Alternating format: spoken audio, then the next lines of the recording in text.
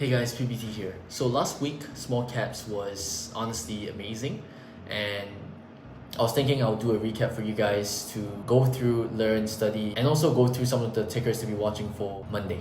Alright, let's do this. So the very first ticker that ignited the entire small cap market for last week was CADL, right? Candle Therapeutics. Now, when we're day trading these stocks, right, we don't really care about, the financials and all that kind of stuff, but PRs, press release, news, these are all very good information to have, right? To know whether this is something worth taking or not, right? So if we just do a quick check for the news that caused this to move like this. So basically the shares were surging following positive phase 2 results from non-metastatic pancreatic cancer trial, right? So that's just one thing you guys have to understand when it comes to trading biotech tickers in the small cap market. So phase 1, phase 2, phase 3, right? These are all trials that biotech companies have to go through whenever they are gonna commercialize one of their drug product, right? And of course the end game is FDA approval, right? And phase 1 is pretty insignificant, right? A lot of companies pass through that phase 1 trial.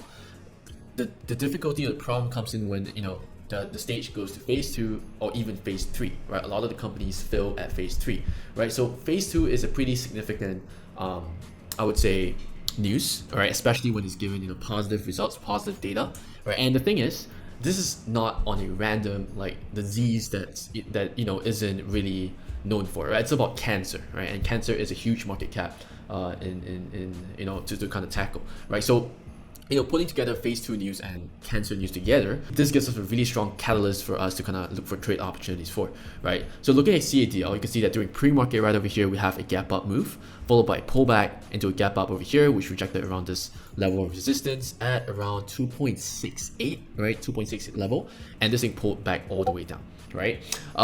When we started market open, okay, this thing started trending really nicely on a very nice uptrend, right? And I alerted this somewhere around 10:50 a.m. Eastern, which is somewhere around here, right? Because this one was trending really nicely. The news is honestly supporting the price action, and volume was increasing as well, right? So we started to retest this resistance again, right? You can see that we wicked up to 2.78, but candle never closed above this level here, so this was still not really a breakout yet, right? So we pulled back down, we started trading on the EMAs and stuff, but you guys can see that right over here we have this trend line that was very beautifully respected throughout the rest of the day, right? When we tested this resistance level here and price pulled back into this support level, right, we did not break down. In fact, we're also staying above VWAP here, and then price decided to just push all the way up above 2.68. Now this is where things get a lot more interesting, right? Because we have a lot of resistance here. We can see that this is very proven from pre-market, but also during market hours. So once that we have a candle close above this, right, we started to see a very nice push all the way to 290s, right, 295. Even if price retracted back over here, previous resistance turned into support. You guys can see that we're unable, or rather price was kind of supporting on the previous resistance level, right? We broke the downtrend over here a little bit, and price just went all the way up. Now, of course, when it comes to looking at tickers like this when it's so choppy, right, it's quite a bit of stuff. It's always good for you guys to extend to your bigger time frames, right? 5 minute or whatever the case is on the intraday chart. And you guys can see that, to be honest, right, throughout this entire day, right, this ticker has been respecting this 5 minute 21 EMA ever since morning. You guys can see that, right? And even all the way to here, right? If you guys want to hold your runners and stuff, you guys can see that this thing over here went all the way down to the 21 EMA again, right? Tested this trend line, right? This dynamic EMA trend, and went all the way up until, well, $7. Even in after hours, right? This thing did not lose the 21 EMA trend line and went all the way up to $11. Now this is where we're starting to see weakness in the trend, where you can close out your position and stuff. But whatever the case is, an alert from $2 to $9 over here. This is an insane trade, and this is what kickstarted the entire small cap market. Moving forward to the next day, of course, we have a couple of tickers that we want to watch next day. I want to go through some of the tickers that has a lot of parabolic potential. Is XXII. Now this ticker over here, right? Now this ticker over here has no relationship with CADL, right? One of them is in the biotech sector. I think XXII is consumer defensive. They're basically handling tobacco, right? So this ticker over here has no sort of relationship with CADL, but what CADL did was pretty much ignited the momentum for small caps. Having a ticker going from $2 to $11, right, in after hours, for CADL, that was really impressive, right? So how do you know what kind of ticker to put on your watch list, right? This is going to be repeated on another ticker later on, right? One over here, I think we have, let's say for example, this one, right? So over here we have after hours action, we have this really nice move from 166 all the way to 276. And then during pre-market, we have a morning gapper move to 349, 350 before it pulled back all the way down. As usual, you want to ask yourself this couple of questions over here. Why is this running? What's causing this to have this crazy move, right? You want to know what's going on. So just do a quick check at the news. What you guys can see is they basically signed a new contract, right? Manufacturing agreement for the production of branded conventional cigarette product. Of course, I don't ever trade the 4 AM stuff, right? We kind of let this thing move so that we can put this on our watch list. Pullbacks are always good, gives us very good risk reward ratio, especially when we can find bottoms, right? And if we look for reversals right there, that is going to give us a really good position for us to hold on to our position and not really be afraid of, I would say, selling off. Okay, so pre-market, right? You can see that we have this 2.25 level of resistance right over here, okay? And we also have a little bit of a bottom over here at 1.51. We have a little bit of bottom at 1.51. Now, the tricky part about this is whether we know or whether, this is going to be picked up during before market open, right? Whether the flow is going to come over here, because there's so many tickers that's popping on Friday. By the way, this was a trade that was taken on Friday, right? I alerted this at 11:10 p.m., which is, on this 2.25 breakout, right? Because I was kind of focused on another ticker, which I will go over later on, but yeah, right? So looking at this, we know that this one is again catalyst supported. We check the share structure on this. This is a low float. I think it's around 3 million float, and also you can see that this thing had a very nice inflated move during after hours and also pre-market. Even though it was short-lived, it shows us that there is range on this ticker. Okay, so marking down our resistance level during pre-market over here, I think it's a pretty good resistance level, right? We rejected 1, 2, 3 times, and all very close to each other as well. So 2.25 is something that's very clear for me that I need to break out from to take an entry. Now, during the morning, we started the base and support here. Volume started coming in, you guys can see that, right? And then we started pushing up. But when price is over here, okay, when we know that 2.25 is going to be our resistance level, right? This is not something that we want to buy at, because there is every single possibility that this thing may just reject from here, which eventually it did. You guys can see that, right? Because we don't want to be buying a resistance. We cannot assume that this is going to break out until it actually does. Okay, so what's interesting about this is that the price retraced back into this 200 EMA over here, which is my red line, and it started consolidating over here a little bit again, right? We don't see any sort of breakdowns, we started seeing consolidation and we started seeing a reclaim of trend, right? So now the important thing is that price is actually breaking up of the 2.25 level. Now that's where I start to get really interested. Okay, so I alerted this at 2.27, this candle here, right? 11:10. And you guys can see that just right on this very single move, this thing went all the way to 255, right? Honestly, very impressive for a quick scalp. But the thing is, we always want to capture the efficiency of the trade, just to try to see whether how much we can squeeze off each trade, especially when CADL the previous day just went from $2 to $9, $11. This, right, we could want to see whether we can get a little bit more of a bigger move, right? It may be a Friday, but we're not looking for a move for $9, but giving a move to 3 plus 4 ain't too bad as well. So right over here, we started to pull back to the 2.25. And again, very same concept with CADL previously, where we broke through the this one right over here, where we had this breakout of the resistance line, started basing a support. Same thing for XXII right over here. You guys can see we broke through the resistance, started basing a support. No reason for us to close our position here, and this thing went all the way up to 350. Now at this point, I closed out most of my position, right? And then I started to see, because it is a Friday, I don't want to overstay my positions way too long, right? I'm happy with the profits that was being made, and throughout the midday, this thing started flagging, right? Now, it may seem a little bit confusing because there's so many candles. That's where, again, open up your time frame, right? Decrease the amount of candles per chart so that things becomes more clearer and also more consolidated, right? So you can see this thing started making a bull flag over here. We started having a breakout of the downtrend, pushed through to 430. And as usual, being a Friday, volume started dying and this thing went all the way down. Still, if it is a good trade from 227, which is right over here on this 225 breakout, all the way to 430, right? We'll take it. Okay, so the next one I wanna be talking about, it's a very interesting one, is MDIA, right? So MDIA, right? It's another one of those small floater tickers that ran on Friday, right? Again, like I said, a lot of these moves over here, right, was being ignited by CADL. Throughout the entire week, the small cap market was honestly a little slow, but when CADL started coming along, or when CADL started to make the move from $2 to $11, every single one of these tickers over here started to ramp up. Okay, so same thing, right? With the concept of what we did with XXII, right? We look at MDIA, this thing started having an inflated move from 144 to 310, right? And then during pre-market open, this thing went from 195 all the way to 470. So what does this tell me over here is that this ticker has range, right? This ticker, when it starts to move, it has a lot of range.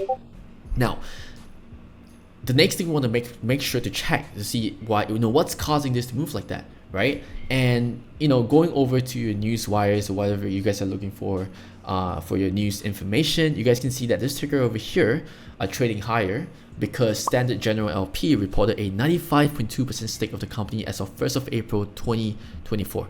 Now, a 95.2% stake is absolutely freaking insane, right? It's huge, it's crazy, right? So this thing started gapping up during pre-market. So this ticker over here, if we look at the float for this, is also a low float, very similar to XXII, right? Anything under 10 are all low floats for me, right? So this thing started to gap up. It shows us range of movement. This is something to put on our watch list. Again, very similar price action, right? Pre-market gapper followed by a pullback all the way to market open. Same thing for XXII, right? Pre-market gapper, right? Pullback all the way until market open. That's where the move happened. So same thing for MDIA right over here, right?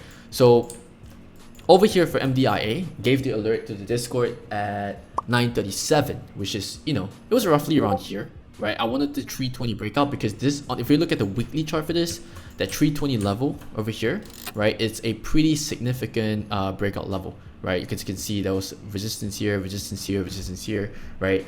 And previously it was acting as support as well above this line. So this 320 level is a pretty strong resistance level that we have to break out from. Okay, now on this candle over here, right, this is where the candle halted up, and this is where the candle opened up. So what you guys can see is that this ticker, all right, I mean, you can see, all right, the candle timing at the bottom is 5 minutes of difference. This is basically where they were factoring in the halt time.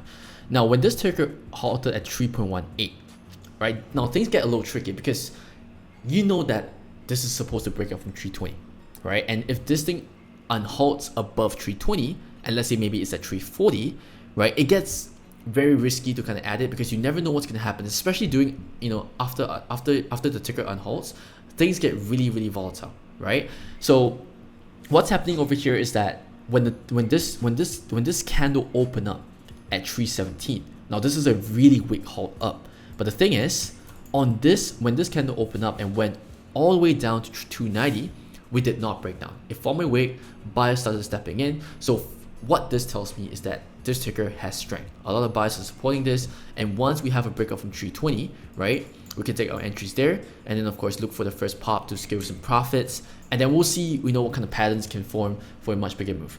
Right over here, okay, what you guys can see is that we had a little bit of resistance line at the 388, 390 level, which is pretty much, it's not really too much of anything in the pre-market level. Maybe something we can look for in the daily chart, right? But that's, again, I'm gonna make a video for that another day. So we started forming a resistance right here, right? Two massive rejection point, and price started pulling down. But this is what we call a low volume pullback, right? So long as we can respect our 320 level weekly breakout, all right, I'm not too concerned about it. I don't have to close my position because setup is still intact, right? We're still building higher lows right over here. And once we start to have a little bit of a volume breakout here, right, we can use this too as our pivot point to start establishing a sort of trend line. And you guys can see price starts to break out over here again off this volume breakout. Price starts to break out over here at 390, but it's unable to do so. Shorts started to push it back down again. But what's interesting is that shorts tried to push this down once, twice. We have never lost our trend line.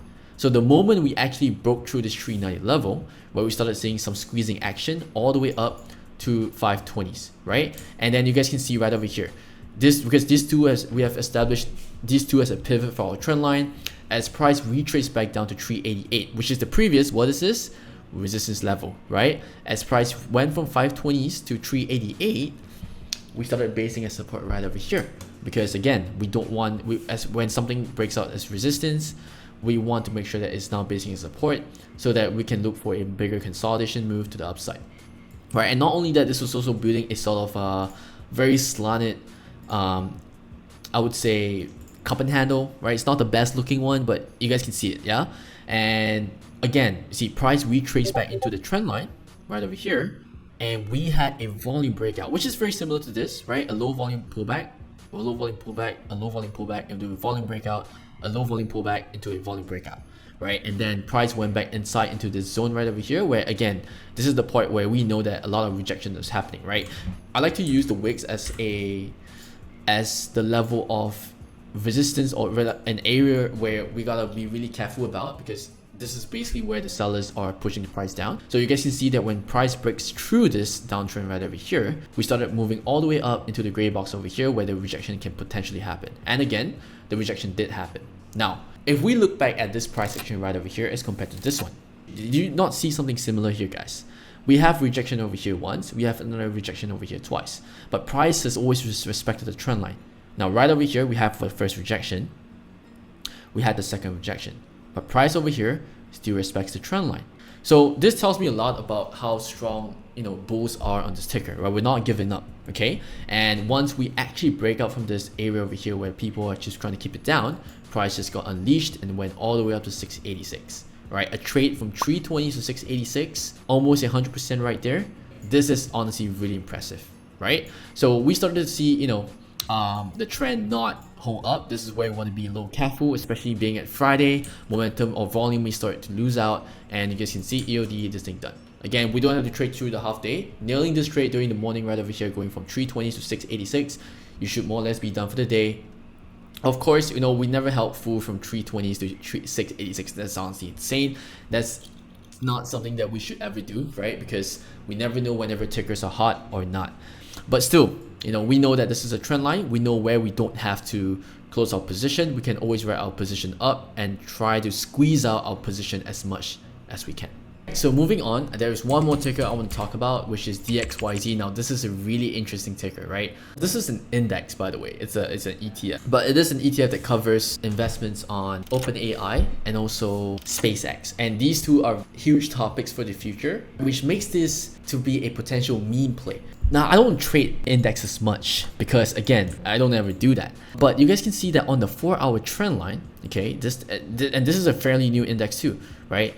On the 4-hour trend line, when price retraces back into this, okay, we use these two as our pivot, right? And when we have such a massive bounce off the trend line here, this trend line here becomes our confirmation. Now, we have a resistance breakout right here, or rather a resistance zone, and you guys can see that price is respecting this level here. Now, on Thursday, I alerted this at 31. I told the guys to add dips all the way down to whatever the case is, but the stop loss is under 25. Right? And it's not really a big size trade. It's more so as to put some money inside and just to not stress about it. And I'm not too sure whether it's because CADL did ignited the market, but holy shit. This ticker over here on Friday went from, again, our ad zones went down to $30 for ads. This ticker over here went all the way to $75. And that is over another 100% move from the ad zones, right? It was an insane move. And I was extremely happy, right? There's a lot of, think about this, you just put like 10 shares or even like 100 shares over here just for fun. And this ticker over here went $35. That 100 shares is going to give you $3,500 profit. So now the most important thing right now is we want to make sure that we're prepared for next week.